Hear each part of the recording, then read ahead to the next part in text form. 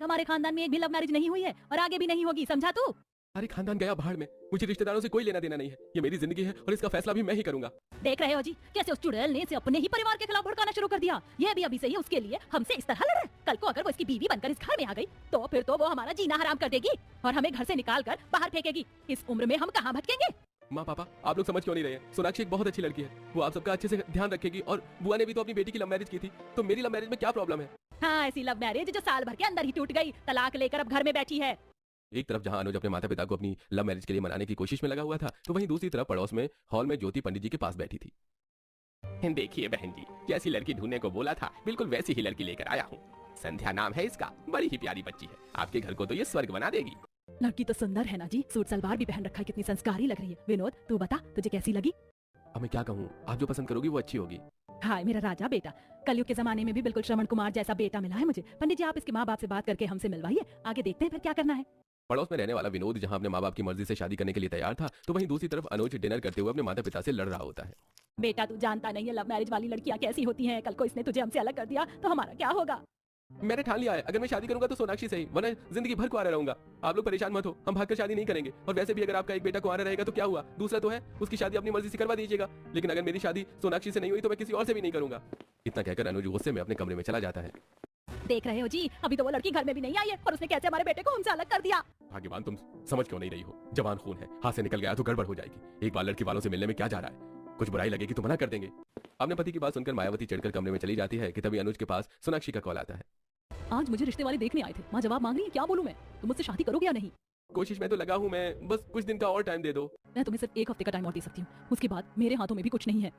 सोनाक्षी की बात सुनकर अनुज काफी परेशान हो जाता है और ऐसे ही अब शाम हो जाती है। अपने बेटे की बातों को याद करते हुए मायावती आंगन में बैठे बैठे परेशान हो रही होती है कि तभी ज्योति आती है। अरे मायावती आज तुम पार्क नहीं आई, क्या हुआ? तबियत तो ठीक है ना? चेहरा भी उदास लग रहा है।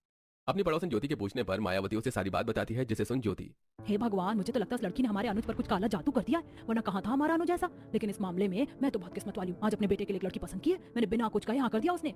तुम ही बताओ ज्योति क्या करूँ मैं? लव मैरिज वाली लड़कियां बहुत खराब होती हैं, उन्हें तो बस घर तोड़ना आता है। अरे तुम क्या परेशान हो रही हो? मेरे पास एक कमाल का आइडिया है। लड़की की तस्वीर तो तुमने देख रखी होगी, अनुज से इसके घर जा एड्रेस ले लेना बहाने से, फिर हम उसका पीछा करते हैं। लव मैरिज वाली लड़कियों में तो वैसे ही 100 खराबियां होती हैं, 2-3 पकड़ कर दिखा देंगे, अनुज को खुद ब खुद मना कर देगा।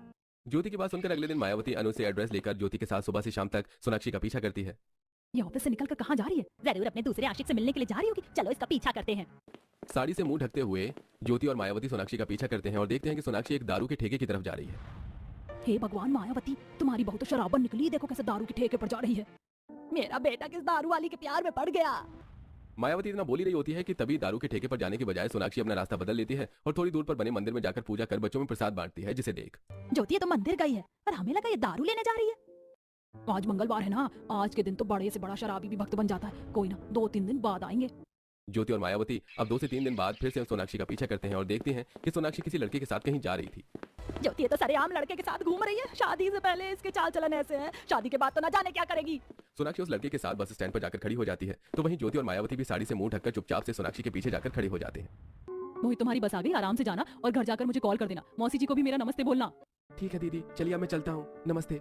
अपने कजन को बस में बिठाकर सोनाक्षी चली जाती है, जिसे देख अरे ये तो उसका भाई निकला, हम तो इसे इसका आशिक समझ रहे थे। दोनों पड़ोसन मिलकर सोनाक्षी का कई दिनों तक पीछा करती हैं, लेकिन उन्हें सोनाक्षी के बारे में कुछ भी गलत पता नहीं चला, जिसके चलते आखिर में अब मायावती को न चाहते हुए भी सोनाक्षी के परिवार वालों से मिलना पड़ता है और सिर्फ अपने बेटे की खातिर मायावती इस रिश्ते के लिए मान जाती है। तो वहीं दूसरी तरफ ज्योति भी अपने बेटे का रिश्ता तय कर देती है। इसी तरह कुछ समय गुजरता है और ज्योति की अरेंज मैरिज वाली बहू संध्या आ जाती है और आज अपनी पहली रसोई की रस्म में संध्या तरह तरह के स्वादिष्ट पकवान बनाती है। वाह भाभी, आपके हाथों में तो जादू है, क्या खीर बनाई आपने, मजा आ गया। भाभी आपसे खाना बनाने की जिम्मेदारी आपकी, बाकी काम हम चारों संभाल लेंगी।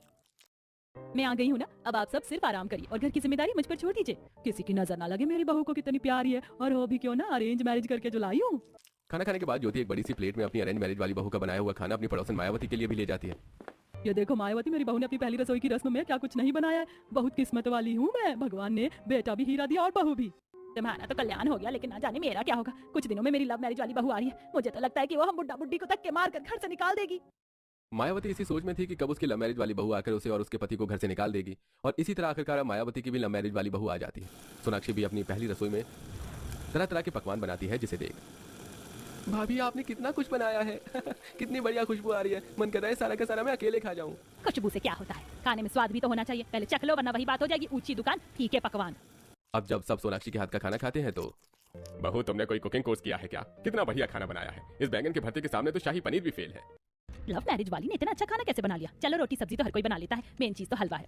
बहू, खाने से क्या होता है, पहली रसोई में तो हलवा जरूरी होता है, कहीं वो तो खराब नहीं बनाया। मायावती जब सोनाक्षी का बनाया हुआ हलवा चखती है तो वो भी उसे काफी अच्छा लगता है।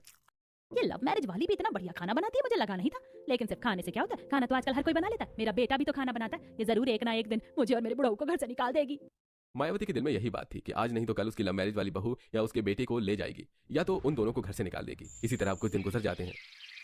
भाभी, इतने सारे बर्तन पड़े हैं, आपको तो मैं आपकी मदद करवा दूं? नहीं कनिका, मैं कर लूंगी, तुम जाकर पढ़ाई करो। संध्या की बात सुनकर कनिका चली जाती है तो वहीं संध्या ढेर सारे बर्तनों के ढेर को धोकर खत्म करती है और जैसे ही अपने कमरे में आराम करने के लिए जाती है तो बहू, जरा एक कप चाय बना देगी? हाँ पापा जी, बस अभी लाई।